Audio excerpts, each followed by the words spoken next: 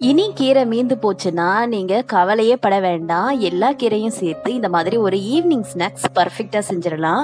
So இந்த snacks எப்படி செய்யலான்றத வாங்க இன்னைக்கு வீடியோக்குள்ள போகலாம். வெல்கம் டு வீட்டு சமையல்.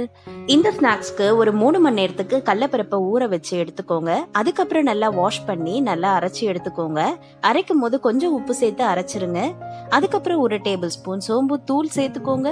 கொஞ்சமா மஞ்சத்தூள், கைப்பிடி அளவு பொடி பொடியா நறுக்கின வெங்காயம், 2 பச்சை மிளகாய் நல்லா நறுக்கி போட்டுட்டு அதுக்கப்புறம் பாத்தீங்கன்னா என்னென்ன வகை கீரை இருக்கோ எல்லாமே சேர்த்து நல்லா கலந்துக்கோங்க.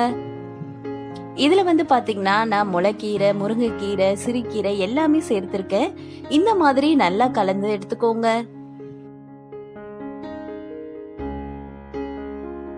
இப்போ வாணல்ல எண்ணெய் சூடாகிட்டு இருக்கு. நம்ம கலந்து வச்சிருக்க மாவு எல்லாம் வடை போல தட்டி இந்த சூடா இருக்கிற எண்ணெயில பொரிச்சு எடுத்துக்கலாம். இந்த மாதிரி எல்லாமே வடை போல தட்டி நீங்க பொரிச்சு எடுத்துக்கோங்க. ஃப்ரண்ட் அண்ட் பேக் நல்லா கோல்டன் ப்ரௌன் ஆகட்டும். இப்ப நம்ம போட்டிருக்க வடைகள் எல்லாமே நல்லா பொரிஞ்சிருச்சு. அவ்வளவுதான், நம்மளோட ஸ்நாக்ஸ் இப்ப சூப்பரா ரெடி ஆயிடுச்சு. ஆல்ரெடி நம்மளோட சேனல்ல கீரை வடை ரெசிபி இருக்கு. அந்த ரெசிபியோட லிங்க் நான் டிஸ்கிரிப்ஷன் பாக்ஸ்ல கொடுக்குறேன். மறக்காம எல்லாருமே செக் பண்ணி பாருங்க. இந்த வீடியோ உங்களுக்கு யூஸ்ஃபுல்லா இருந்தா வீடியோவை லைக் பண்ணுங்க. நம்ம சேனலை சப்ஸ்கிரைப் பண்ணாதவங்க ப்ளீஸ் சப்ஸ்கிரைப் பண்ணுங்க. தேங்க்யூ.